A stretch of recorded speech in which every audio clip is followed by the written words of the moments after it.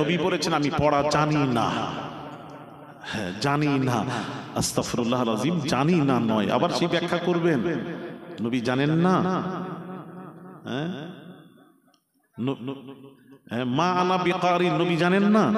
তাহলে এই কোরআনের আয়াতটা কি করবেন আমাকে বুঝিয়ে দেন। ও আল্লামাকা, তো রাসূলের শিক্ষক তো আল্লাহ। তাহলে আল্লাহ যখন আল্লাহকে জিজ্ঞেস করা হয়, আল্লাহ, হ্যাঁ, যারা বলেছেন রাসূল পড়তে জানেন না তারাই তো এই ব্যাখ্যা করেছেন। নবীল উম্মির ব্যাখ্যা তারা করেছেন, নবী হলেন নিরক্ষর নবী। তারাই তো বক্তব্য দিচ্ছে বারবার নবী নিরক্ষর নবী, আবার বলতে বলতে আবার এই ভাষা বলছেন, কোনটা আলিফ, কোনটা বা, কোনটা তা, কোনটা সা, এই আক্ষরিক জ্ঞান রাসূলুল্লাহ ছিল না সাল্লাল্লাহু আলাইহি ওয়াসাল্লাম। আস্তাগফিরুল্লাহ আল-আযীম। এটার উপর একটু বলে দিই, বলবো? আরে কথা বলেন না, কিন্তু আপনারা তো ঠান্ডা হয়ে যাচ্ছেন। একটু বলে দিই, এটা জেনে নেন। নবীর সম্পর্কে ব্যাখ্যা করতে গেলে নবীর, এই জন্য তো নবীর হাদিস পড়াতে গেলে নবীর প্রেম ভালোবাসা থাকতে হবে। নবীর ভালোবাসা প্রেম যদি না থাকে সে হাদিস পড়ানোর উপযুক্তই নয়। এত সোজানো কি ফাজলামো রাসূলের হাদিস পড়ানো? আরবি জানলেই কি হাদিস পড়াতে, হ্যাঁ, পড়ানোর উপযুক্ত হয় নাকি? না, হাদিস পড়াতে গেলে রাসূলের প্রেম ভালোবাসা থাকতে হবে। রাসূল নিরক্ষর ছিলেন, একটু ভালো করে বুঝাবো। কোরআন আল্লাহ পাক ওয়াজ করে বলেন, মা কুনতা তাতুলু মিন ক্বাবলিহি মিন কিতাব, জোরে বলুন আল্লাহু আকবার। আমি পূর্বের কিতাবের জ্ঞান আপনাকে শিখাইনি। ওয়ালা তাখুতুহু বিয়ামিনিক, আল্লাহ পাক বলছেন বন্ধুরে আপনাকে ডান হস্ত দিয়ে আমি আল্লাহ লিখাইনি। লিখাইনি, লিখতে জানেন না নয়, লিখাইনি। বুঝতে পারছেন না? কোরআন ওয়ালা তাখুতুহু বিয়ামিনিক, এই আয়াতের আবার তরজমা করেছেন নবী নাকি লিখতে জানেন না। লিখতে জানেন না নবী বলেছেন, ওয়ালা, আল্লাহ পাক বলছেন আমি ডান হস্ত দিয়ে লিখাইনি। প্রশ্ন আসবে কেন আল্লাহ লিখাননি? নিশ্চয়ই পিছনে কোনো রহস্য থাকতে পারে। আল্লাহ পাক উত্তর দিচ্ছেন, ইজাল্লাতাবাল মুবতিলুন,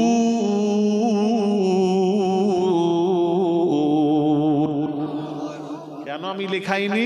বাতিলরা নবীর উপর তো ওহী নাজিল হতো, ওই ওহীগুলি চামড়ার উপরে লিখে রাখা হতো, পাথরের উপর লিখে রাখা হতো, গাছের ছালের উপর লিখে রাখা হতো, গাছের উপর।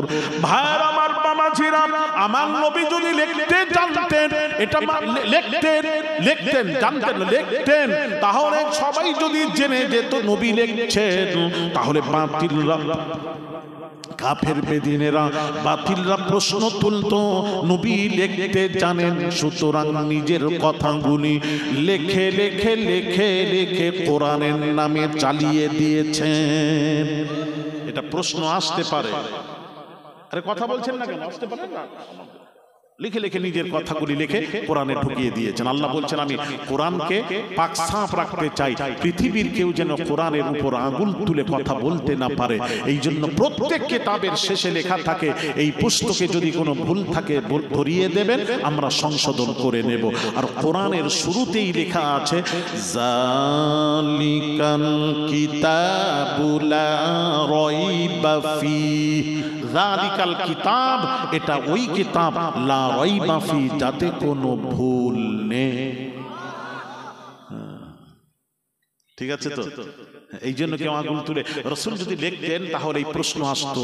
কাফেররা তো বহু প্রশ্ন করেছে, প্রশ্ন আসতো, যার জন্য রাসূলকে দিয়ে আল্লাহ লেখাননি। এই কারণে বাতিলরা যাতে করে আঙুল তুলে বলতে না পারে, নবী নিজের কথাগুলি কোরআনের নামে চালিয়ে দিয়েছেন, ঢুকিয়ে দিয়েছেন, চালিয়ে দিয়েছেন, এটা বলতে না পারে, যার জন্য লেখাননি।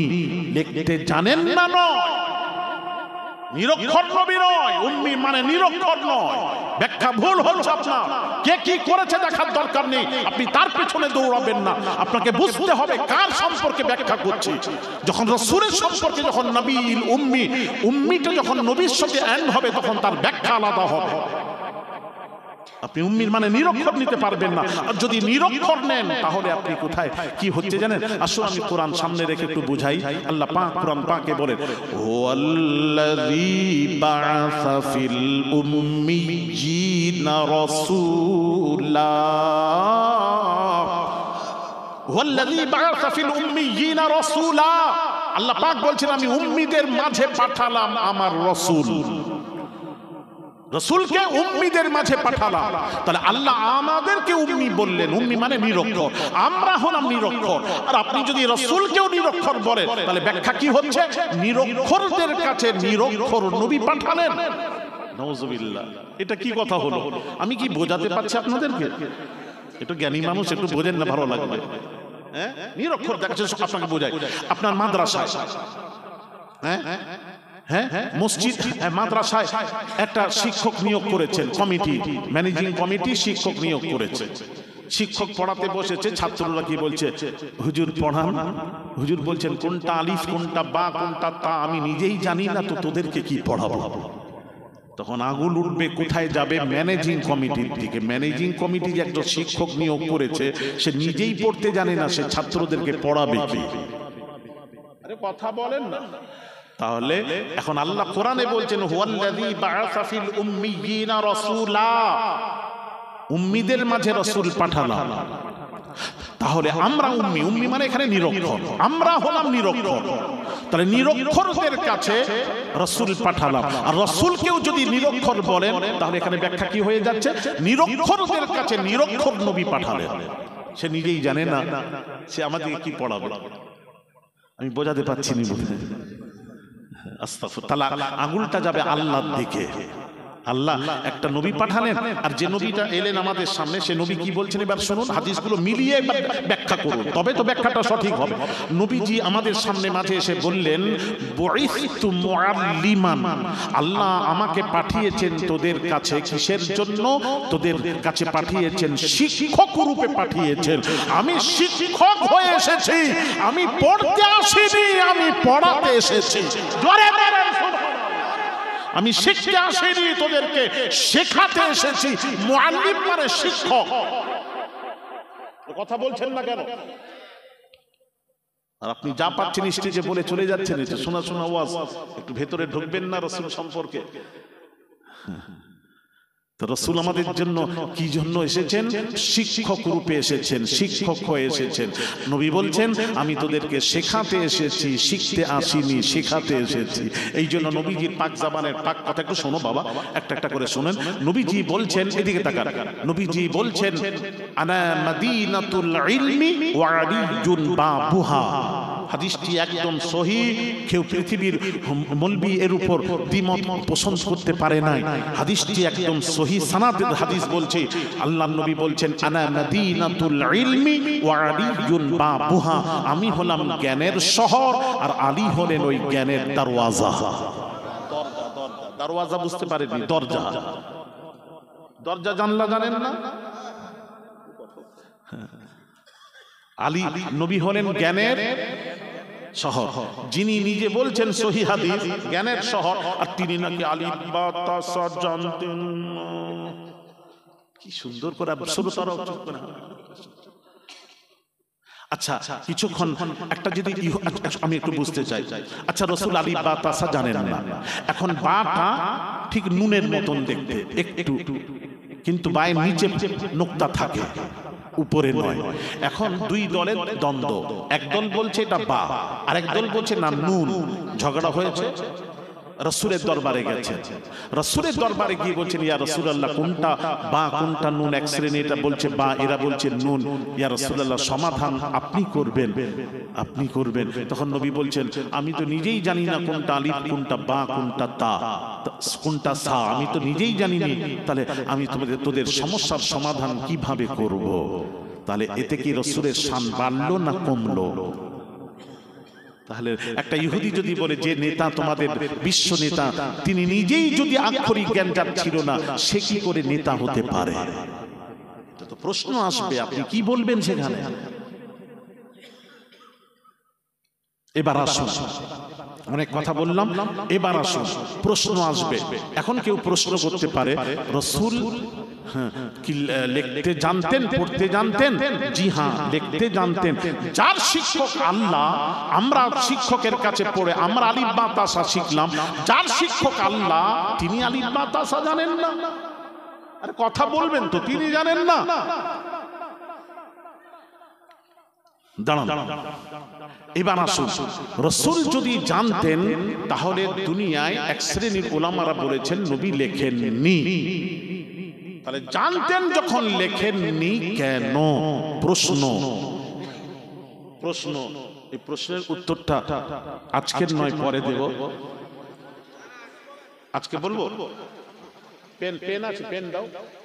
আচ্ছা এদিকে লক্ষ্য করো, হাদিস শরীফ না, খাতা দাও, এদিকে আমার দিকে লক্ষ্য করো। রাসূল পাক সাল্লাল্লাহু আলাইহি সাল্লাম বোঝার আছে বাবা, ওয়াজ বোঝার জিনিস। হই হই করে গলা বাজিয়ে চলে গেলেন, এটা ওয়াজ নয়, ওয়াজ তো বোঝার জিনিস। কথা ঠিক কিনা জোরে বলুন। কিছু শিখতে এসেছে, আপনারা কিছু শিখতে এসেছেন, আর আমি এসেছি শেখাতে। হ্যাঁ, আমি টান দিচ্ছি নি বলে অসুবিধা নেই তো? ঠিক আছে তো? সেদিন বাংলাদেশ এক জায়গায় গেছি, সে কি বলছে জানেন? হুজুর একটু টান দেবেন, মানে টানের ভক্ত। আমি তো বুঝতে পেরেছি এরা জীবনে ওয়াজ শোনেননি, এরা টান শুনেছে। ওয়াজ আলাদা, এই জন্য বলেছে ওয়াজ তো হচ্ছে না, এই যা হচ্ছে আমি তো বুঝতে পারছি, আমি তো গোটা দুনিয়া ঘুরছি, আমার থেকে বেশি জানবেন কি? হ্যাঁ, আচ্ছা আসুন, রাসূল পাক সাল্লাল্লাহু আলাইহি ওয়াসাল্লাম পাক জবানের পাক কথা হাদিস শরীফ, আল্লাহর নবী দয়ার নবী রাহমাতুল লিল আলামিন হুজুর ইরশাদ করেন, কুল্লু যিবারিন লাম ইউবদা ফীহি বিসমিল্লাহি ফাহুয়া আক্তাউ ওয়া আবতার। हर अजीम शान काम करने से पहले बिस्मिल्लाह से शुरू करनी चाहिए। अल्लाह नबी बोलेन प्रत्येक भालो काज करार पूर्वे आल्लाहर नाम लेखे शुरू करो, আল্লাহর নাম দিয়ে শুরু করো। এটা হাদিস শরীফ। তো নবীজির হাদিস শরীফ, আল্লাহর নবী যদি লিখতেন, লেখে শুরু করতেন, তাহলে নবী আল্লাহর নাম লেখে শুরু করতেন, আল্লাহর নাম লেখে শুরু করতেন। এই দেখে আমার দিকে লক্ষ্য করুন, এটা হলো কলম, এটা হলো কাগজ। আল্লাহর নাম যদি নবী লেখেন, আলিফ লাম লাম হা আল্লাহ, আল্লাহর নাম লেখার সময় দেখা যায় আল্লাহর নাম নিচে হয়ে যায়, লেখকের 2 পয়সা কলম আল্লাহর নামের উপরে হয়ে যায়। আল্লাহ 2 পয়সা কলম আল্লাহর নামের উপরে হয়ে যায়। আল্লাহর নবী বলেন না না না, আল্লাহর নাম নিচে হোক, লেখকের 2 পয়সা কলম উপরে হোক, এটা আমি পছন্দ করিনি। যার জন্য নবী লেখেননি।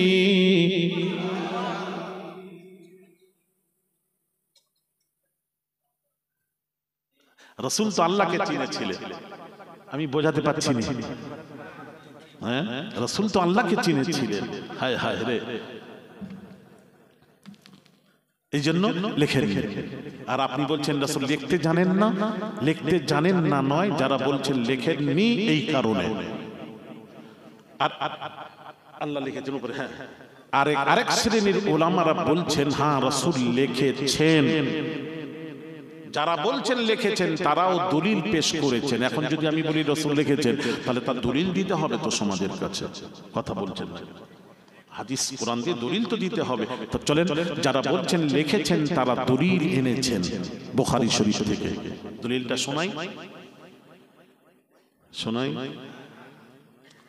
لما يعتمر النبي صلى الله عليه وسلم في ذي القعدة فابى أهل مكة أن يدعوه يدخل مكة حتى قاضاهم على أن يقيم بها 3 أيام فلما كتبوا الكتاب كتبوا هذا ما قضى عليه محمد رسول الله صلى الله عليه وسلم قالوا لا نقر بهذا لو نعلم أنك رسول الله ما منعناك شيئا ولكن أنت محمد بن عبد الله الله فقال أنا رسول الله وأنا محمد بن عبد الله ثم قال لعلي امحو رسول الله قال علي لا والله لا أمحوك أبدا فأخذ رسول الله صلى الله عليه وسلم الكتاب وليس يحسن يكتب فكتب هذا ما قضى محمد بن عبد الله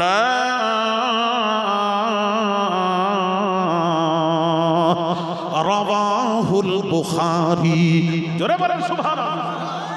এই হাদিসের বর্ণনাকারী হচ্ছেন বারা ইবনে আযিব রাদিয়াল্লাহু তাআলা আনহু। বুখারীর হাদিস। হাদিসের তরজমাটা একটু করে দিই, বুঝতে পারবেন। নবীজি জিলকাদ মাসে উমরা করতে গেলেন। মাসটা ছিল জিলকাদ মাস। নবী উমরা করতে গেলেন। এই উমরা করতে গেলেন, তখন মক্কার কাফের বেদিনেরা বলতে লাগলো নবীকে ঢুকতে দেবে না। তারা সিদ্ধান্ত করলো ঠিক আছে, একটা শর্তের উপর আপনাকে ঢুকতে দেওয়া হবে। শর্ত কি? আপনাকে 3 দিন মক্কায় থাকতে হবে, 3 দিন পর মক্কা ছাড়তে হবে। কয়দিন? এই জোরে বলেন কয়দিন? 3 দিন। রাসূল রাজি হয়ে গেলেন। চুক্তি লেখা হচ্ছে সুলাহ হুদাইবিয়া। ফালাম্মা কাতাবুল কিতাবা কাতাবু হাযা মা কাযা আলাইহি মুহাম্মাদুর রাসূলুল্লাহ সাল্লাল্লাহু আলাইহি ওয়াসাল্লাম। রাসূলুল্লাহ থাকায় এই চুক্তি হলো। তখন মক্কার কাফের বেদিনেরা যারা ছিল তারা বলতে লাগলো ক্বালু লা নুকিরু বিহাযা লাউ না'লামু আন্নাকা রাসূলুল্লাহি মা মানা'নাকা শাইআ। আপনাকে রাসূলুল্লাহ মানতে রাজি নাই, রাজি নাই। কাটুন কাটুন, রাসূলুল্লাহটা কেটে দিন, কেটে দিন, কেটে দিন। ওটা সহ্য হচ্ছে না, কাটুন। তখন নবী বলছেন তোমরা আমাকে কি মানো তাহলে বলো। মক্কার কাফের বেদিনের বলল ওয়ালাকিন আনতা মুহাম্মাদ ইবনে আব্দুল্লাহ। আপনাকে আব্দুল্লাহর পুত্র মুহাম্মদ মানি, মুহাম্মদকে আল্লাহর রাসূল মানি না। আর মুহাম্মদকে আল্লাহ রাসূল মানাটাই হলো আসল মানা। আর ওটা বলছে মানি না, ওটা কাটুন কাটুন কাটুন। ওটা তো কাফেরদের ভেতরে ছিল এই দুর্গন্ধটা। ওই দুর্গন্ধটা মুসলমানদের মধ্যে এলো কিভাবে আমি জানতে চাই।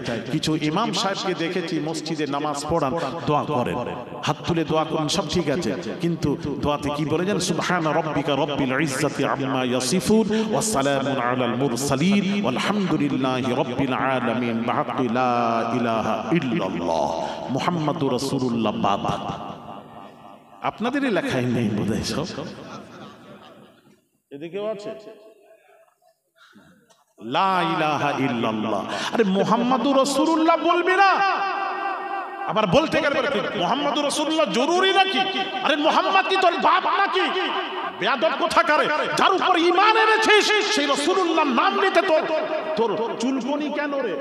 মানে এই কোম্পানি আলাদা কোম্পানি, তো 72-এর এক। আমার সহ্য হয় না, আমি খুব বলি বাবু আমার সাথে এদের হবে না। আমি যেন যাত্রার পিছনে নামাজ পড়িনি, রাস্তায় মসজিদ দেখে আমি যাইনি, জামাত দেখিনি, আমি ইমাম দেখি। ইমাম যদি নবীর আশিক হয় তার পেছনে দাঁড়িয়ে যাই, নামাজ পড়ি। আর ইমাম যদি গুস্তাখে রাসূল হয় তার পেছনে আমি নামাজ পড়িনি, আমি ইমাম দেখি, জামাত দেখিনি।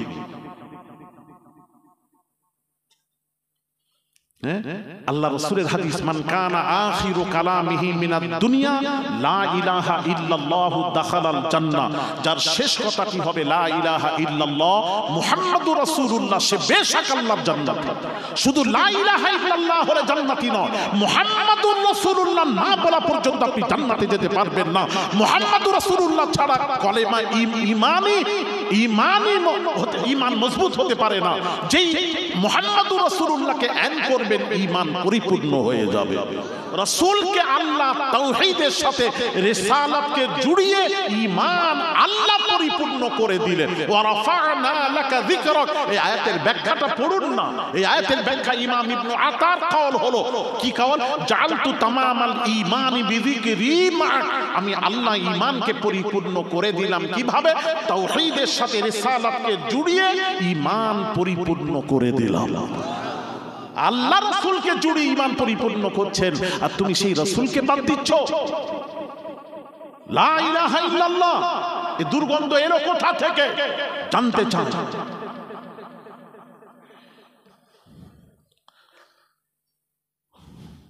তাফসীর ইবনে হাতিম খুলে দেখুন। কি বলছে জানেন? আল্লাহ পাক বলছেন লা উযকারু, বান্দা আমার জিকির করবি না। আল্লাহ পাক বলছেন আমার জিকির করবি না। আল্লাহ কখন করব না? কখন? যেমন আল্লাহ পাক বলছেন ইয়া আইয়ুহাল্লাযীনা আমানু, হে বিশ্বাসীরা, লা তাকরাবুস সালাহ, নামাজের ধারে ধারে যাবি না বলেছেন। কখন? সেটা পুরোটা বলতে হবে তো। ওয়া আনতুম সুকারা, কখন বলেন? ইয়া আইয়ুহাল্লাযীনা আমানু লা তাকরাবুস সালাত ওয়া আনতুম সুকারা, নেশাগ্রস্ত অবস্থায় নামাজের ধারে বাড়ে যেতে নিষেধ করেছেন। আল্লাহ পাক বলছেন লা উযকারু, বান্দা আমার জিকির করবি না। এবার প্রশ্ন আসবে কখন? আল্লাহ বলছেন ইল্লা যুকিরতু মাই, আমার জিকিরের সাথে সাথে আমার রাসূলের জিকির যদি না হয়, আমার জিকিরের পারমিশনই নেই। এই জন্য আল্লামা বসিরহাটি হুজুর লিখেছেন, আপনারা যখন নাফিস বাতে জিকির করেন, নাফিস বাত ইসবাতে মুজাররাদ, লা ইলাহা ইল্লাল্লাহ, লা ইলাহা ইল্লাল্লাহ, এটাই নাফিস বাত। লা ইলাহা, কেউ নেই, নাফি। ইল্লাল্লাহ, এটা হলো ইসবাত। নেগেটিভ পজিটিভ যখন এক হয় তখন কথা পরিপূর্ণ হয়। তো লা ইলাহা ইল্লাল্লাহ এটাই জিকির।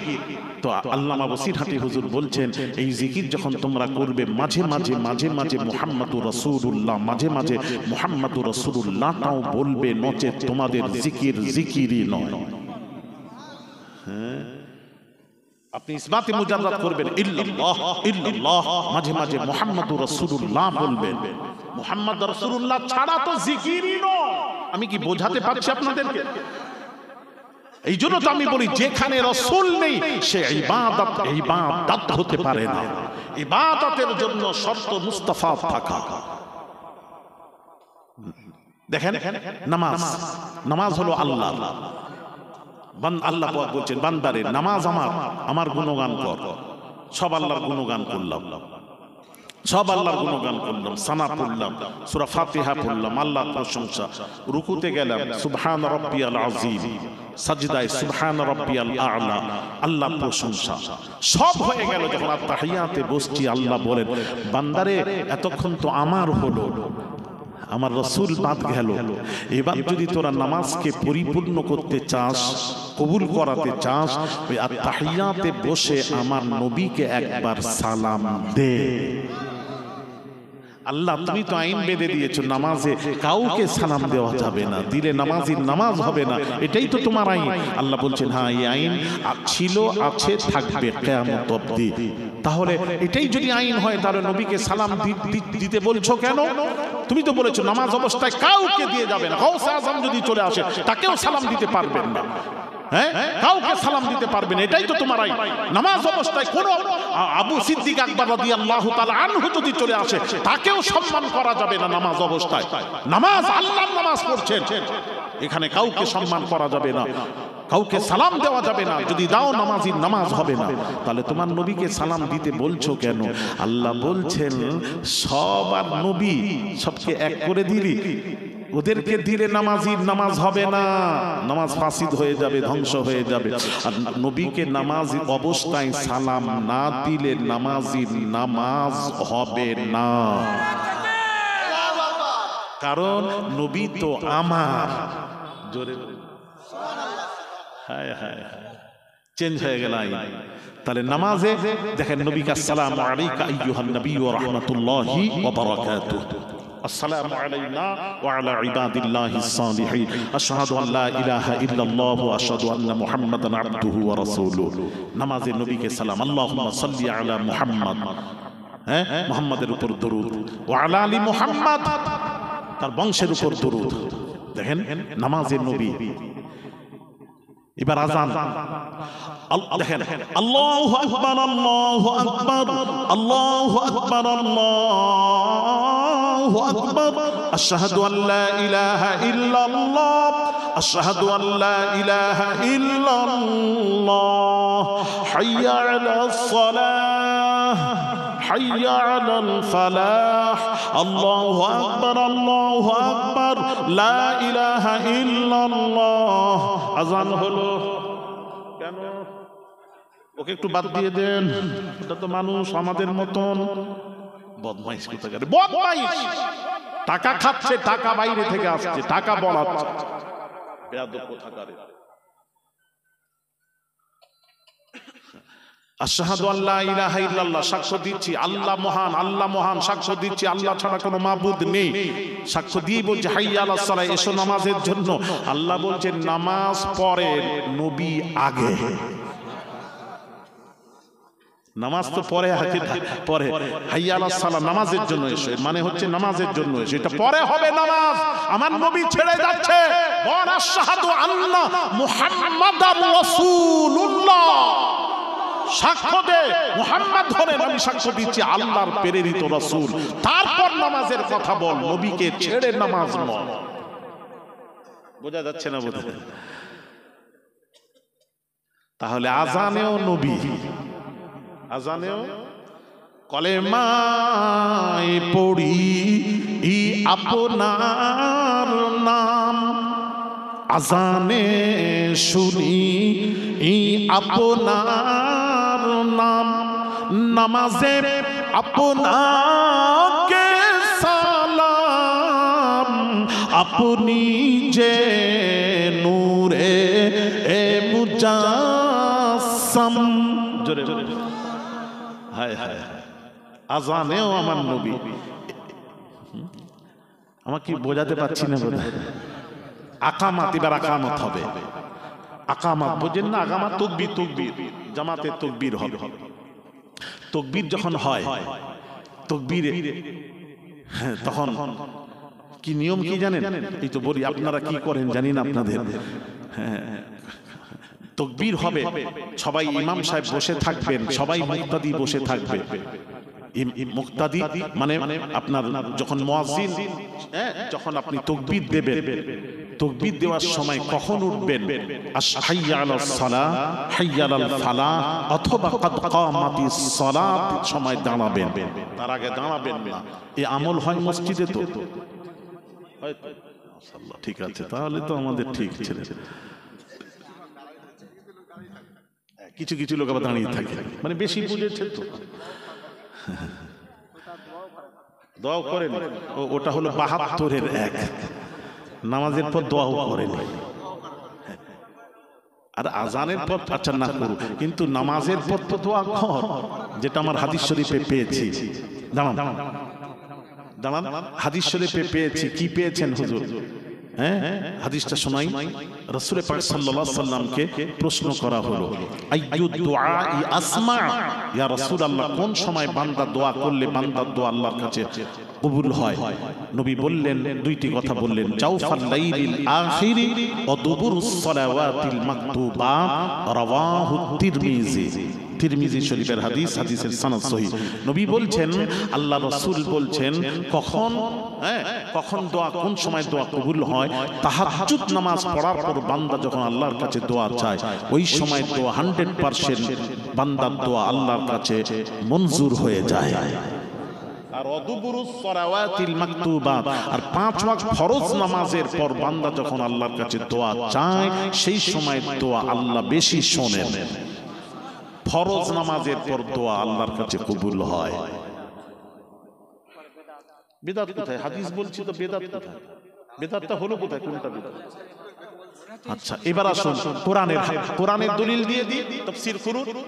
তাফসীর রুহুল মানি খুলুন। দেখেন, নবী আল্লাহ পাক বলছেন, নবীকে বলছেন, ফাইদা ফারাগতা ইয়া মুহাম্মদ মিন সালাতিল মাকতুব সালাওয়াতিল মাকতুবাত ফানসাব ফিদ দুআ ইলা রাব্বিক। হে হাবিব, ফরজ নামাজের পর আপনি দোয়া করুন, ফরজ নামাজের পর আপনি দোয়া করুন। ফানসাব ফিদ দুআ ইলা রাব্বিক, ওই সময় দোয়া কবুল হয়। আয়েশা সিদ্দিকা রাদিয়াল্লাহু তাআলা আনহা বলছেন, রাসূল ফরজ নামাজের পর দোয়া করতেন। আম্মা জান আয়েশা, দোয়াটা আম্মা জান আয়েশা বলতেন, আমি হুজরা মুবারক থেকে শুনতাম নবীর দোয়া। নবী দোয়া করতেন, আল্লাহর নবী দোয়া করতেন। বাবাজি, তো কথা হলো, দোয়া হাদিস থেকে প্রমাণ, কোরআন থেকে প্রমাণ। আপনি বলছেন দোয়া নেই মানে? তো আপনি সৌদি থেকে শিখে এসেছেন, তখন আমাকে কি বলছে জানেন?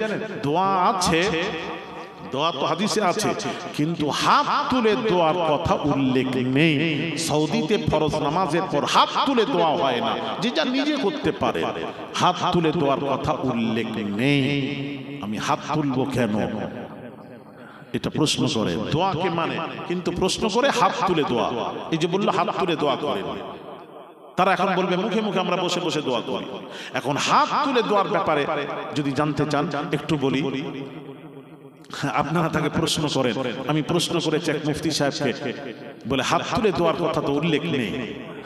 হাত তুলে, আমি তখন বললাম উল্লেখ নেই, ওকে ওইভাবে জব্দ নয়, একটু অন্যভাবে একটু জব্দ করব। আমি বললাম মুফতি সাহেব খাওয়া দাওয়া করেন? বলে হ্যাঁ করি।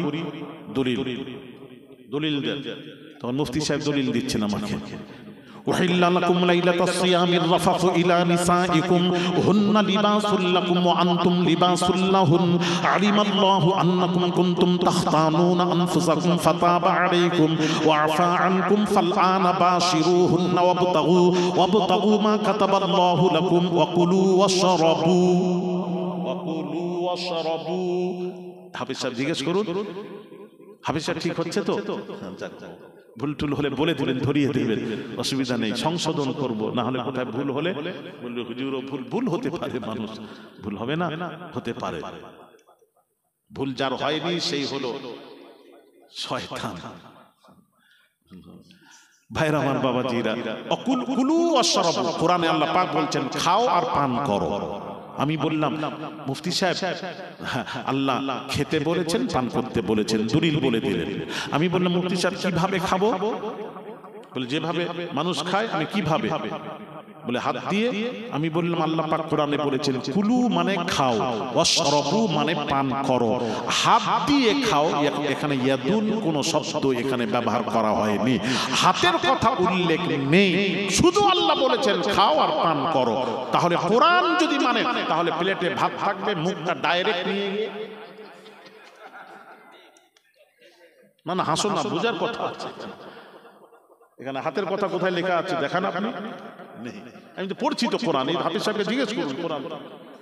তাহলে ডাইরেক্ট দিয়ে খাও। তখন বলছে ডাইরেক্ট ওইভাবে মানুষ খায়, ওটা গরু ছাগল খায় ডাইরেক্ট। মানুষকে খেতে গেলে হাত দিয়ে খেতে হয়। আমি তখন বললাম মুফতি সাহেব লাইনে এসেছেন, তাহলে খেতে হলে যদিও কোরআনে নেই হাতের কথা, তাহলে খেতে গেলে যেমন হাত দিয়ে খেতে হয়, তেমন পান করতে গেলে খেতে গেলে যদি হাত দিয়ে খেতে হয়, তাহলে বান্দা যখন আল্লাহর কাছে দোয়া চায়, দোয়া চাইতে হলে হাত তুলে দোয়া চাইতে হয়। আর হেদায়া মাদ্রাসায় পড়ানো হয় ফিকার কিতাব হিদায়া, তাতে কি লেখা আছে জানেন? আর-রাফউ সুন্নাতুদ দুআ, দোয়ার মধ্যে হাত তুলে দোয়া করা হলো সুন্নাত। দোয়ার মধ্যে হাত তুলে দোয়া করা, এবার দলিল দিচ্ছি আপনাকে, হাত তুলে দোয়া করা সুন্নাত। দলিল চলুন বুখারী শরীফ। قال أبو موسى دعا النبي صلى الله عليه وسلم ثم رفع يديه ورأيت بياض إبطيه رواه البخاري كتاب بدء الخلق। আবু মুসা রাদিয়াল্লাহু তাআলা আনহু নবীর সাহাবী, তিনি বলেন দান নবী সাল্লাল্লাহু আলাইহি ওয়াসাল্লাম, নবী যখন দোয়া করতেন রাফা ইয়াদাইহি, দুই হাত মুবারক দোয়ার মধ্যে উঁচু করতেন, তুলতেন। কতটা? ওয়ারাআইতু বায়াযা ইবতাইহি, এতটা নবীজি নাম দোয়ার মধ্যে হাত মুবারক তুলতেন, নবীজি দুই বগল মুবারক দেখা যেত, নবীজি দুই বগল মুবারক থেকে নূর চমকাতে দেখতে পেতাম। জোরে জোরে বলুন সুবহানাল্লাহ। তাহলে হাত তুলে দোয়া আছে না নেই? জোরে বলুন। ইমাম বুখারীর মধ্যে একটা বাব কায়েম করেছেন, বাব কায়েম করেছে ইমাম বুখারী। এই মৌলবীরা কানা মৌলবী খুঁজে পায় না। কি মৌলবী? কানা। কি লিখেছেন ইমাম বুখারী? বাবু রাফউল ইয়াদাই ফিদ দুআ, বাবু রাফউল ইয়াদাই ফিদ দুআ, দোয়ার মধ্যে হাত তুলে দোয়ার অধ্যায়। ইমাম বুখারী তো অধ্যায় করে তুলে দিয়েছেন, আর তুমি দোয়াতে মানছো না। হাত তুলে দোয়া করে ইমাম বুখারী বলেছেন মুস্তাহাব, মুস্তাহাব, মুস্তাহাব।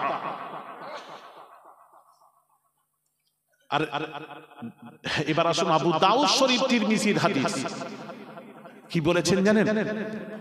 সিয়াসিতার হাদিস, সালমান ফারসি রাদিয়াল্লাহু তাআলা আনহু বর্ণনাকারী, নবীজি বলছেন যে বান্দারা যখন বান্দা বান্দিরা যখন হাত তুলে দোয়া করে, হাত তুলে বান্দা বান্দির দোয়া আল্লাহ বলছেন আমি আল্লাহ আমাকে ফেরত দিতে লজ্জা মনে হয়। হায় হায় হায়। এরপর আপনার কি সৌদিকে ফলো করবেন না কোরআন হাদিসকে ফলো করবেন? কোরআন হাদিস দলিল না সৌদি দলিল? কথা বলছেন না কেন? কোরআন হাদিস দলিল, ইজমা কিয়াস হলো দলিল। আপনি ফলো করুন তাদের। অনুরোধ করছি বাবাজি, মা বোনেরা, যেসব মুজাদ্দিদুজ জামান বলে গেছেন, আল্লামা বসিরহাটি হুজুর বলে গেছেন, সেসবের উপর আপনারা মজবুত থাকবেন। আল্লাহ আপনাদের তৌফিক দান করেন, জোরে বলি আমিন। আর দেরি নয়, অনেক ওয়াজ হয়ে গেল, আমি অনেক বলে ফেললাম, টাইমও হয়ে গেছে। দেখেন এখন কালেকশন আর কি বলবো।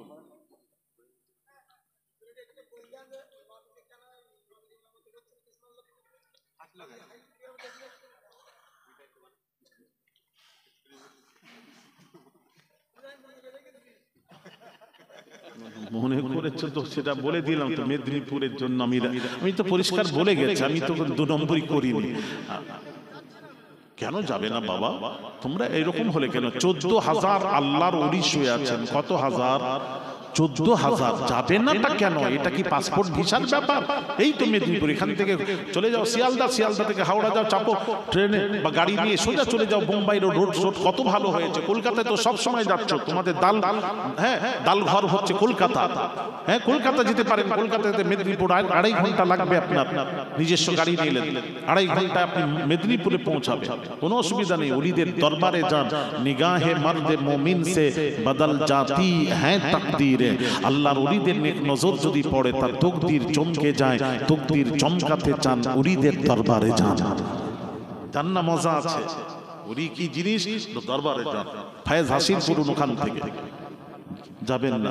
আমাদের সেন্টার ফুরফুরা শরীফ, ফুরফুরা শরীফের সেন্টার হাজী মুস্তাফা মাদানী রাহমাতুল্লাহ আলাইহি, ওনার মাজার মেদিনীপুরে। ওনার নামেই মাদারীপুর ছিল, ওই হিন্দুরা মেদিনীপুর করে দিয়েছে।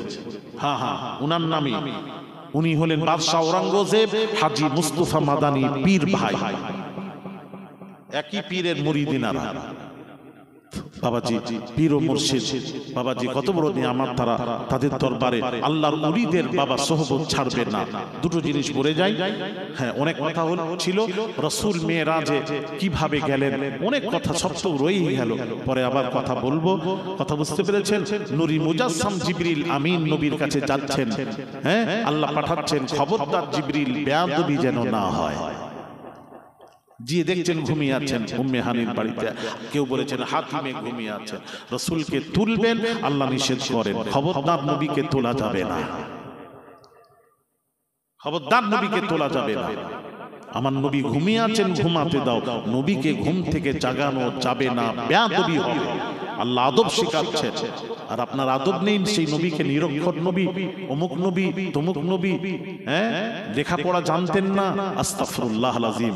নবী নিজে পরিচয় দিলেন যখন কাফেররা বলেছিল, সেই যে বলেছিলাম না, লা ইলাহা ইল্লাল্লাহ, আপনাকে আব্দুল্লাহর পুত্র মুহাম্মদ মানি, মুহাম্মদকে রাসূলুল্লাহ মানি না। এরা কাফেররা বলেছিল, ওই দুর্গন্ধ আমাদের শরীরে আসবে কেন? আমরা তো রাসূল রাসূল করব, নবী নবী করব। আরো কথা ছিল, হ্যাঁ নবী নবী করব আমরা, আল্লাহ আল্লাহ আল্লাহ রাসূল।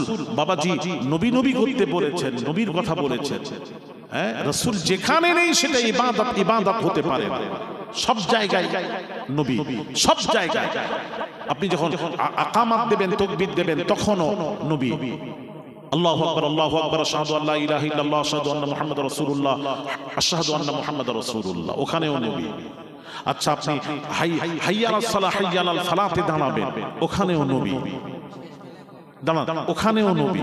নবীটা নেই কোথায় আমাকে বলতে হবে, ওখানেও নবী। কেন? আযান, নামাজের ডাক, তাকবীর, আকামাত হয় জামাতের জন্য, আযান হয় নামাজের জন্য, তাকবীর হয় নামাজের জন্য, আর হাইয়া আলাস সালাহ, হাইয়া আলাল ফালাতে দাঁড়ানো মুস্তাফার জন্য। সব নবী, নবী ছাড়া তো রাস্তাই নেই। হ্যাঁ ভাইরা আমার, বাবাজিরা, হ্যাঁ এবার মসজিদে প্রবেশ করবেন। মসজিদের প্রবেশে আপনারা নামাজ পড়তে আসেন, মসজিদে ঢোকেন, কি দোয়া পড়ে? এই জন্য তো আপনাদের সাথে আমার হয় না, আর আপনারা তো শুনবেন না আমাদের কথা। আল্লাহুম্মা আফতাহ লি আবওয়াবা রাহমাতিক সারা জীবন পড়লেন, কেন পড়লেন আমি জানতে চাই। কেন মৌলবীরা বলে না কেন আপনাদেরকে আমি জানতে চাই। হ্যাঁ আমি মদিনা শরীফ থেকে একটা কিতাব সংগ্রহ করলাম, আব্দুল্লাহ বিন বাজ গায়ের মুকাল্লিদের যে ইমাম, ওয়াহাবিদের যে ইমাম আব্দুল্লাহ বিন বাজ, তিনি নিজে লিখছেন, আমার কাছে পুস্তকটা আছে, আমার কাছেই আছে, আমি তো ডায়েরি নিয়ে আসিনি, আমার কাছে আছে। উনি বলেছেন মসজিদে যখন প্রবেশ করবে আগে রাসূলকে সালাম দিয়ে প্রবেশ করবে, আগে নবীকে সালাম দিবে। উনি লিখছেন। হ্যাঁ আমি তো আগে ওয়াজ করতাম, আমি মদিনা শরীফে গিয়ে আমার ছেলে বলল, বড় ছেলে, আমার দুই ছেলে, বড় ছেলে মাওলানা পাশ করে তাকে পাঠিয়েছি জামে আল আজহার মিশর, পৃথিবীর সবচেয়ে মুসলিম ইউনিভার্সিটি বিশ্ববিদ্যালয়, সবচেয়ে বড় বিশ্ববিদ্যালয় হলো জামে আল আজহার মিশর। ওখান থেকে পড়লে আজহারি হওয়া যায়। ওখানে 32 থেকে 34 লক্ষ স্টুডেন্ট ওই পড়াশোনা করে জামে আল আজহারে। হ্যাঁ ওই তো বলেছি, হ্যাঁ আজকাল মিশরীরা বলছে কাউবয় ছিলেন। হ্যাঁ খাদিজা হ্যাঁ রাসূলের ম্যানেজার ছিলেন, রাসূল খাদিজার ম্যানেজার ছিলেন। ওয়াজ দিচ্ছে খুব হাই ফাই ওয়াজ, মানে কত টাকায় যে কিনে বিক্রি হয়েছে আল্লাহকে ভালো জানেন। আমি কোরআন বোঝাচ্ছিলাম না, এক অপরকে যেভাবে ডাকবেন রাসূলকে ওইভাবে ডাকা যাবে না। হ্যাঁ তার রাসূলকে কাউবয় বলেন কি করে? আব্বাস রাদিয়াল্লাহু তাআলা আনহু নবীর চাচা, যে চেনে সেই কেনে, তুমি তো চিনলে না রাসূলকে। হ্যাঁ আব্বাস রাদিয়াল্লাহু তাআলা আনহু এই কথাটা বললেই আপনারা বুঝতে পারবেন। রাসূলের চাচা আব্বাসকে একজন প্রশ্নকারী প্রশ্ন করলো, আব্বাস বয়সে আপনি বড় না আপনার ভাতিজা মুহাম্মদ সাল্লাল্লাহু আলাইহি ওয়াসাল্লাম বয়সে বড়? বয়সে কে বড় প্রশ্ন ছিল, উত্তরটা হওয়া দরকার ছিল আমি আব্বাস তো বয়সে বড় ছিলেন, উনি বলতে পারতেন হ্যাঁ বয়সে আমি বড় তবে রাসূল সব দিক দিয়ে বড়, এটা উত্তর হওয়া দরকার ছিল।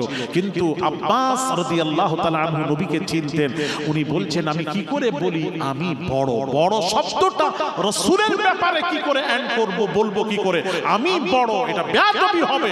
যার জন্য আব্বাস রাদিয়াল্লাহু তাআলা আনহু ওইভাবে উত্তর না দিয়ে উত্তরটা দিচ্ছেন আমি বড় তবে রাসূল সব দিক দিয়ে বড়, এটা উত্তর না দিয়ে আদবের সাথে ঘুরিয়ে উত্তর দিচ্ছেন। উত্তরটা শুনুন, হুয়া আকবারু মিন্নি, বড় তো রাসূল,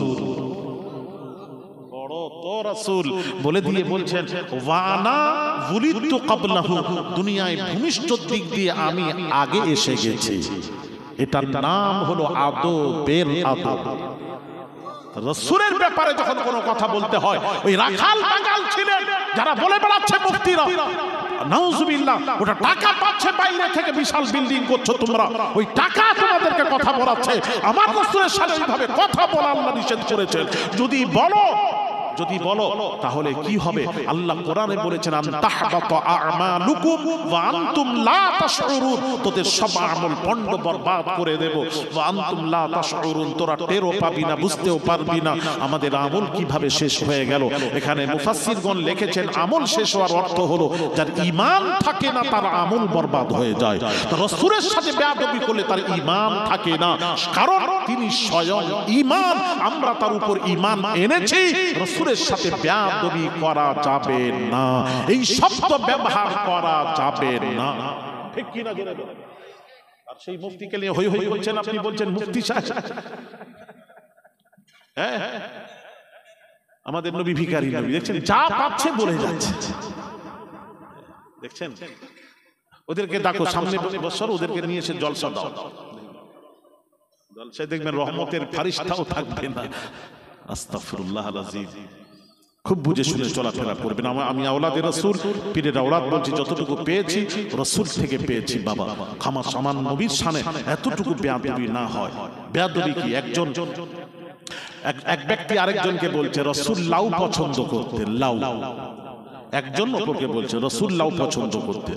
ইনি কথা শুনে বলছেন ভাই আমি লাউ পছন্দ করিনি, নবীর নামও উচ্চারণ করেননি, শুধু বললেন আমি লাউ পছন্দ করিনি। পছন্দর ব্যাপার, সেখানে চার ইমামের এক ইমাম ইমামে আজম আবু হানিফা রাহমাতুল্লাহ আলাইহি তার ছাত্র ইমাম আবু ইউসুফ তলোয়ার নিয়ে যুবকের কাছে গিয়ে বলছেন, যুবক তোর উপর হত্যা ওয়াজিব, তোকে হত্যা করব। যুবক বলছে, হুজুর অপরাধটা কি?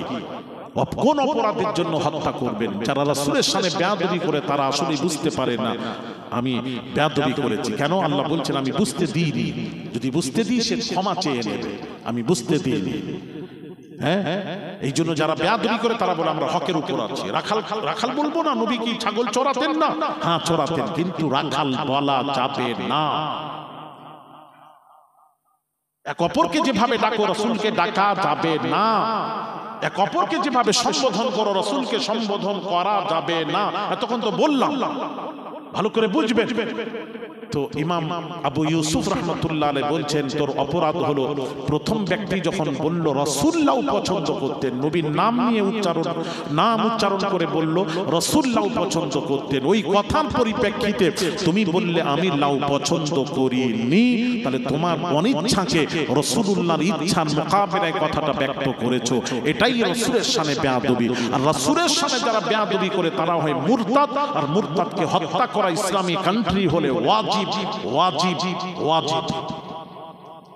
কথা বোঝাতে পারছি না বোধহয় আমি। তাহলে এই কথাই যদি বেয়াদবি হয়, তাহলে কাউবয় সিক্স প্যাক অসুবিধা নেই তো? কথা বলেন না। আব্বাস রাদিয়াল্লাহু তাআলা আনহুকে দেখলেন তো, উনি তো বয়সে বড়, উনি তো বলতে পারতেন বয়সে আমি বড়, রাসূল সব দিক দিয়ে বড়। উনি চিন্তা করলেন না আমি বড়টা রাসূলের সাথে বলবোটা কি করে, ওটাই তো বেয়াদবি। তাহলে কিভাবে কথাটা বলছেন একটু শিখুন না এখান থেকে, রাসূলের ঘরানা থেকে শিখুন। আব্বাস রাসূলের চাচা বলছেন হুয়া আকবারু মিন্নি, বড় তো রাসূল, বড় আমি নয়, বড় তো রাসূল। এটা কথা হলো? বড় তো বয়সে আব্বাস, কিন্তু না বলছেন না বড় তো রাসূল। বলে দিই শেষের কথা বলছেন ওয়ানা ওয়ালিদতু ক্বাবলাহু, ভূমিষ্ঠ দিক দিয়ে আমি আগে এসে গেছি, এটা শেষের কথা। বড় তো রাসূল, এটার নাম হলো আদবের আদব। এই জন্য ছেলেরা, মা বোনেরা, আমি বলবো আপনার যদি যত পারবেন, এই জন্য কোরআনে আল্লাহ কি বলেছেন জানেন? কোরআনে আল্লাহ পাক বলছেন ইন্না আরসালনাকা শাহিদান ওয়া মুবাশশিরান ওয়া নাযীরা লিতুমিনু বিল্লাহি ওয়া রাসূলিহি। আল্লাহ পাক বলছেন আমার রাসূল, রাসূলের কথায় তোমরা আল্লাহ তার রাসূলের উপর ঈমান আনো। ঈমান আনার পর এবার আল্লাহ পাক বলছেন ঈমান আনার পর ঈমানকে শেষ পর্যন্ত ঈমানের উপর টিকে থাকো, মজবুত থাকো, শেষ পর্যন্ত ঈমানের উপর টিকে থাকাটাই হলো মূল জিনিস ঈমান আনার পর। এবার প্রশ্ন আসবে, ঈমান আনার পর ঈমানকে শেষ পর্যন্ত টিকাবে কোন আমল, কোন জিনিস, কোন আমল ঈমানকে টিকাবে? কেউ বলবে নামাজ, কেউ বলবে রোজা, কেউ বলবে হজ, কেউ বলবে যাকাত, কেউ বলবেন দান খায়রাত। কিন্তু কোরআন কি বলছে? নামাজ, রোজা, হজ, যাকাত ঈমানকে টিকাতে পারে না, পারবেও না। তাহলে শেষ পর্যন্ত ঈমানের উপর টিকে থাকাটাই মূল জিনিস। তাহলে প্রশ্ন আসবে হুজুর ঈমানকে টিকাবো কোন জিনিস, কোন আমল ঈমানকে টিকাবে? আমি ওটা ইনশাআল্লাহ মেদিনীপুরে বলবো আগামী 6 জ্যৈষ্ঠ রোজ বুধবার। মনে রাখবেন কোন আমল ঈমানকে টিকাবে এটা জানার দরকার আছে, না হলে শেষ পর্যন্ত ঈমানের উপর টিকে না থাকে, যার শেষ ভালো তার সব ভালো। সারা জীবন কি করেছেন আল্লাহ দেখবেন না, আল্লাহ আপনার শেষটা দেখবেন, খাতমাটা দেখবেন। বাবাজি আর নয়, আমি এবার সমাপ্তির দিকে। হ্যাঁ কি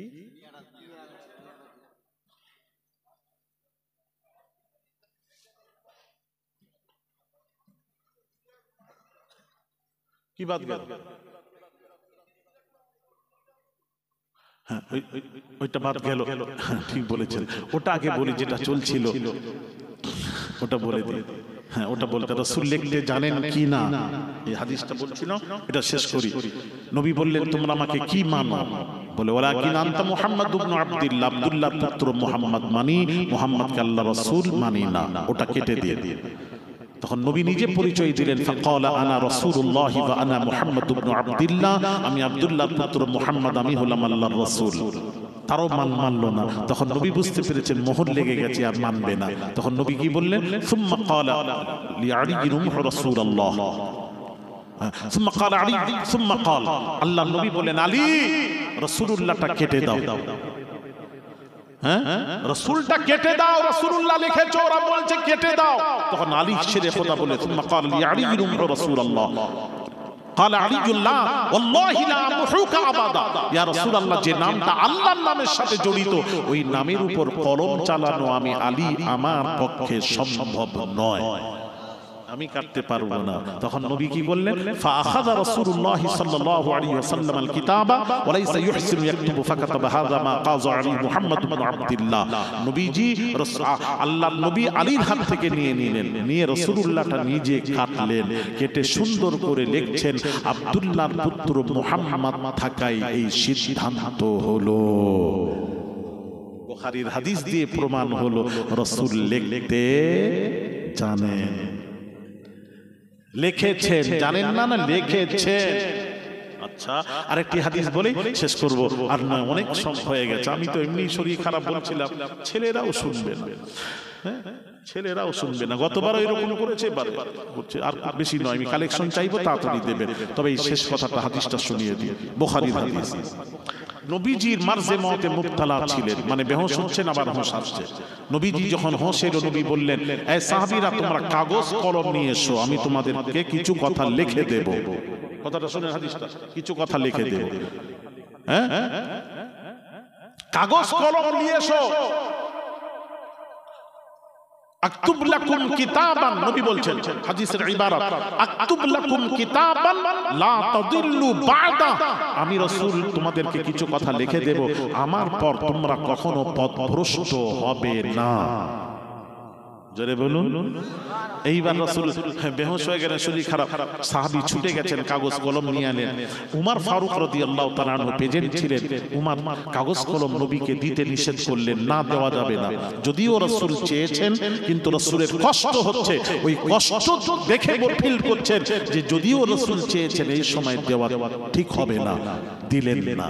তাহলে এই হাদিস দ্বারা বোঝা গেল রাসূল যদি বলছেন কাগজ কলম নিয়ে এসো, তোমাদেরকে কিছু কথা লিখে দেব, তোমরা গুমরা হবে না, এই হাদিস দ্বারা প্রমাণ হয়ে গেল রাসূল লিখতে,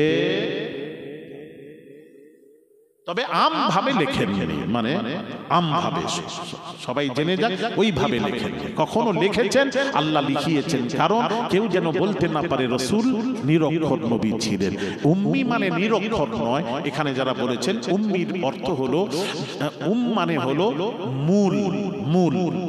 যেমন সূরা ফাতিহাকে বলা হয় উম্মুল কিতাব, মানে পুরো কোরআনে যা আছে সূরা ফাতিহাতে তাই আছে, এই জন্য সূরা ফাতিহাকে উম্মুল কিতাব বলা হয়। মক্কা শরীফকে বলা হয় উম্মুল কুরা, পৃথিবীর সর্বপ্রথম শহর হলো মক্কা, মক্কা থেকে পৃথিবীর সব তৈরি হয়েছে, শহর হয়েছে, এই জন্য মক্কাকে বলা হয় মূল, মূল। আমার রাসূলকে বলা হয় মূল, পৃথিবীতে যে যা পেয়েছে মুস্তাফা থেকে পেয়েছে, আমার রাসূল থেকে পেয়েছে। যেমন সূর্যের আলোয় চন্দ্র নক্ষত্র আলোকিত, চন্দ্র নক্ষত্র নিজস্ব কোনো আলো নেই, সূর্যের আলোয় আলোকিত। পৃথিবী যে যা পেয়েছে মুস্তাফার নূরের আলোয় সব আলোকিত, এই জন্য নবীকে বলা হয় মূল নবী, উম্মি নবী। উম্মির মানে নিরক্ষর নয়। আশা করি বুঝাতে পেরেছেন নাকি আমি জোর করে বলছি? বলছেন জোর করে কিন্তু কলমা পড়ানো যায় না, জেগে যদি কেউ ঘুমায় জাগানো যাবে না। কথা বুঝতে পেরেছেন? একদিন স্বামী বাইরে লোকজন জড়ো হয়ে গেছে, জড়ো হয়ে গিয়ে লোকজন বলছে, স্বামী বলছে তোমরা যদি বুঝিয়ে দাও আমি আমার বিবিকে 3 তালাক দিয়ে ছেড়ে দেব। বিবি শুনতে পেয়ে ছুটে এসেছে, সেই স্বামীকে ডেকে বলছে তুমি বললে না ওরা যদি গ্রামবাসী সবাই যদি তোমাকে বুঝিয়ে দেয় তুমি আমাকে তালাক দিয়ে ছেড়ে দেবে, কি বললে তুমি এসব কথা বলছো কেন? হ্যাঁ, যদি বুঝিয়ে দেয় তখন কি করবে? আমাকে ছেড়ে দেবে? তখন স্বামী বলছে চুপ কর, আমি বুঝলেই বুঝবো নি তালাকও হবে। বুঝতে পারছেন না? বুঝবই না তো তালাক কিসে? ও চুপ কর, চিন্তা করিস। যদি বুঝবার চেষ্টা না করে তাহলে আমি আলী আসগার কেন, গোটা ফারিস্তাও এসে বোঝালে বুঝতে পারবেন না, মাথায় ঢুকবেন না, মোহর লেগে গেছে। আশা করি আমি যা সব ওয়াজ করেছি আশা করি বুঝতে পেরেছেন। দেখেন তার মানে এখনো কথা জবাব আসেনি। এইটাই বুঝতে পারেন বলদেন আমি কোন বল দেবে, এইটাই তো জিজ্ঞেস করছি। চুপ চুপ, বুঝতে পেরেছেন? আরে বুঝতে পেরেছেন?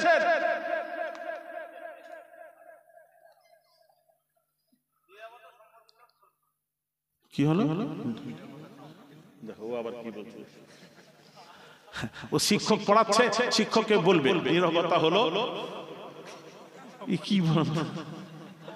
হ্যাঁ, ওই শিক্ষক বলে হাত জড়ো করি, এইরকম ছাত্র, হ্যাঁ এইরকম স্টুডেন্টের দরকার নেই বাবা। এই কি ছেড়ে ছাত্র রে বাবা, এই ছাত্র বলছে চুপ চুপ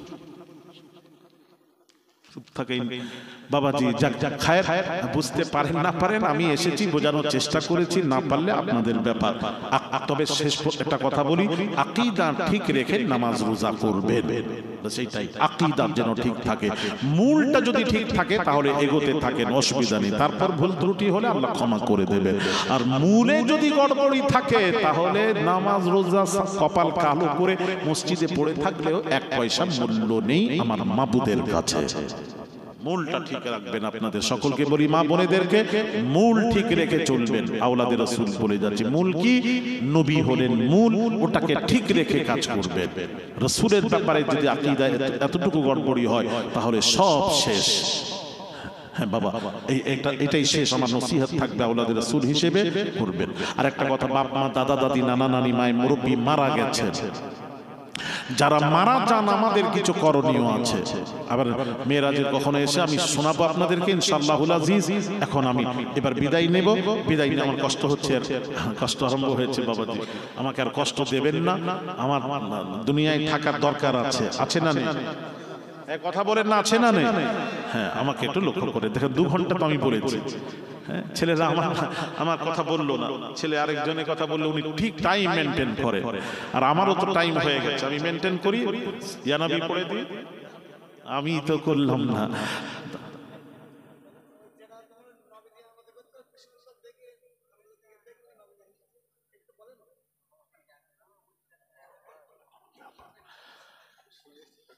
ভাইরা আমার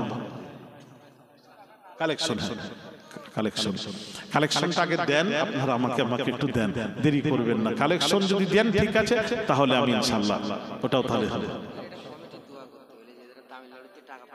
তামিলনাড়ু থেকে টাকা পাঠিয়েছে কি? আমি অমিল তামিলনাড়ু থেকে এই 6 জন আদায় করে পাঠিয়েছে ইনশাআল্লাহ।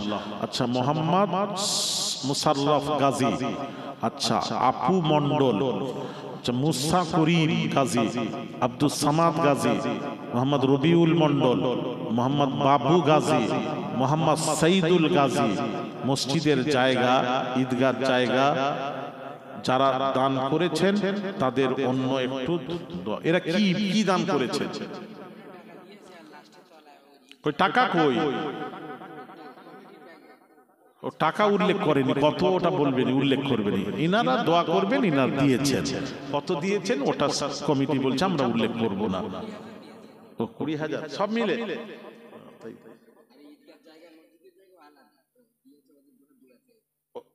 ওটাও আলাদা দিয়েছে। ও অন্য লোক ঈদগাহ মসজিদের জন্য দিয়েছেন, আর জলসার জন্য 20,000 টাকা ইনারা দিয়েছেন। সবাই সহযোগিতা করেছেন। একটু তাকবীর দেন, নারায়ে তাকবীর, আরো জোরে নারায়ে তাকবীর। দানকারীগণ বলুন জিন্দাবাদ, দানকারীর মায় মুরব্বি বলুন জিন্দাবাদ। আল্লাহ কবুল করেন, জোরে বলি আমিন। রব্বুল আলামিন দানকারী দানকে কবুল করুন। আল্লাহ জায়েজ আশাকে পুরো করে দিন। আল্লাহ রুজিতে বরকত দিন। আল্লাহ বাহিরে আছে ছেলেরা, তামিলনাড়ুতে রাস্তাঘাটে ঘোরা চলাফেরা করে, সমস্ত বিপদ আপদ থেকে হেফাজত করবেন। আল্লাহ দানকারীর মায়ের মুরব্বী যারা মারা গিয়ে কবরে শুয়ে আছেন, সকলের রুহে পাহাড় সমতুল্য সওয়াব পৌঁছে দিন, সকলের কবরকে প্রশস্ত করে দিন। আল্লাহ দানকারী দানকে কবুল করে দান। কিয়ামতের দিন নাজাতের ওসিলা বানিয়ে দিন। দিন জোরে জোরে বলি আমিন। দয়ার নবী রাহমাতুল লিল আলামিনকে প্রশ্নকারী প্রশ্ন করলো, নাহুজ্জাল মাউতানা ওয়া নাতাসাদ্দাকাল মাউতানা ইয়া রাসূলুল্লাহ ইয়া হাবিবাল্লাহ হুজুর, আমার পিতার উপর হজ ফরজ ছিল, আমার পিতা ইন্তেকাল করে গেছেন, আমার পিতা ইন্তেকাল করে গেছেন, পিতার বদলে যদি কাউকে টাকা দিয়ে হজে পাঠিয়ে দিই কিয়ামতের দিন আমার পিতা হাজী হয়ে উঠবে কিনা জানতে এসেছে। দয়ার নবীর পাক জবানের পাক কথা নবী বললেন, নাম হ্যাঁ, আমি রাসূল বলছি পিতার বদলে যদি কাউকে টাকা দিয়ে হজে পাঠাতে পারো, যেটার নাম হলো বদলি হজ, কিয়ামতের দিন তোমার পিতাকে আল্লাহ তাআলা হাজী করে তুলবেন। তবে বদলি হজে যাকে পাঠাবেন তিনি যেন নিজের হজটা করেন, তবেই বদলি হজে যেতে পারবেন। ওয়ানাতাসাদ্দাকাল মাউতানা ইয়া রাসূলুল্লাহ ইয়া হাবিবাল্লাহ হুজুর, আমার পিতামাতা দাদা দাদি নানা নানি মায়ে মুরব্বি মারা গেছেন, তাদের নামে যদি দান করি এরা সব, তারা মৃত ব্যক্তি সব পাবে কি পাবে না? নবীজি বললেন, নাম হ্যাঁ, আমি রাসূল বলছি কামসালিল জিবাল, পাহাড় সমতুল্য সব বাপ মা দাদা দাদি নানা নানির রুহে পৌঁছে দেওয়া হয়। কিন্তু ওই দানটা যদি মাদ্রাসা অথবা আল্লাহর ঘর মসজিদে যদি দান করা হয়, আল্লাহর নবী বলেন ওহিয়া সাদকাতুন জারিয়া, কিয়ামত পর্যন্ত কবরে পড়ে থেকে সব পেতেই থাকবে, সব পৌঁছতেই থাকবে, পৌঁছতেই থাকবে, এটা বন্ধ হবে না, এটা সাদকায়ে জারিয়া। এই জন্য বলবো যার বাপ নেই মা নেই, দাদা নেই দাদি নেই, নানা নেই নানি নেই, আত্মীয় স্বজন যারা মারা গিয়ে কবরে শুয়ে আছেন, সেই জনম দুঃখিনী মা কত কষ্ট করে লালন পালন করেছে বাবা, ওই মা কত কষ্ট করে লালন পালন করেছে, নিজে না খেয়ে বাচ্চা মুখে খাবার তুলে দিয়েছিল বাবা। যে মা বাচ্চার কিডনি নষ্ট হয়ে যায়, মা শুনতে পেয়ে বলেছিল, বেটারে আমি কিডনি দেব। যে মা আমি বেঁচে না থেকে আমার বাচ্চা বেঁচে থাক, যে মাটা নিজের জীবনের চেয়ে সন্তানকে ভালোবেসে মারা গেছে, সেই মায়ের রূহের মাগফিরাতের উদ্দেশ্যে আল্লাহর ঘরে মসজিদে আছেন কেউ বাবা, 1000 2000 5000 টাকার দাতা কেউ আছেন, দিয়ে ধন বিড়ে মন কেড়ে নিতে কতক্ষণ, আল্লাহ ধন দিয়ে মন পরীক্ষা করেন, কত টাকা কত পয়সা অকারণে চলে যায়। আল্লাহ রাস্তায় দান করলে আখিরাতে পাওয়া যায়। আখিরাতের জন্য আছেন কেউ, আল্লাহর ঘরের জন্য 1000 টাকা 2000 টাকা 5000 টাকার দেবেন বাবা, নিয়ত করবেন। বুখারীর প্রথম হাদিস, ইন্নামাল আ'মালু বিন্নিয়াত, নিয়তের উপর ফয়সালা হবে কিয়ামতের দিন। নিয়ত করে বাবা বলবেন, কে আছেন বাবা? সবাই কিন্তু ভালো কাজে দান করতে পারে 2000 টাকা। কি নাম বলেন? আব্দুল বারী। একটু তাকবীর দেন, নারায়ে তাকবীর, জোরে দেন নারায়ে তাকবীর। দাতা আব্দুল বারী বলুন জিন্দাবাদ, তার বংশধর বলুন জিন্দাবাদ। আল্লাহ কবুল করেন, জোরে বলি আমিন। আল্লাহ দাতা আব্দুল বারী দানকে কবুল করুন, আল্লাহ জায়েজ আশাকে পুরো করে দিন, আল্লাহ রুজিতে বরকত দিন, সন্তানাদি আহলিয়ান নেক হায়াত আতা করে দিও মাবুদ। আমি আওলাদে রাসূল নবীর বংশধর মুসাফির, আমি দোয়া চাই আল্লাহ দানকারী নেক নিয়তকে পুরো করে দিন, আল্লাহ রুজিতে বরকত দিন, রাস্তাঘাটে চলাফেরা করে বিপদ আপদ থেকে হেফাজত করবেন। আল্লাহ দানকারী মাই মুরব্বি যারা মারা গিয়ে কবরে শুয়ে আছেন, সকল মুর্দাদের রূহে সাদকায়ে জারিয়া স্বরূপ সব পৌঁছে দিও, আল্লাহ তাদের কবরকে প্রশস্ত করে দিও, এই দান কিয়ামতের দিন নাজাতের ওসিলা বানিয়ে দিও, জোরে জোরে বলি আমিন। আল্লাহ কবুল করুন, কবুল করুন মনের বাসনা, রওজা তাহার না দেখায় মত দিও না, জোরে জোরে বলি আমিন। লা ইলাহা ইল্লাল্লাহ, জোরে লা ইলাহা, লা ইলাহা ইল্লাল্লাহ।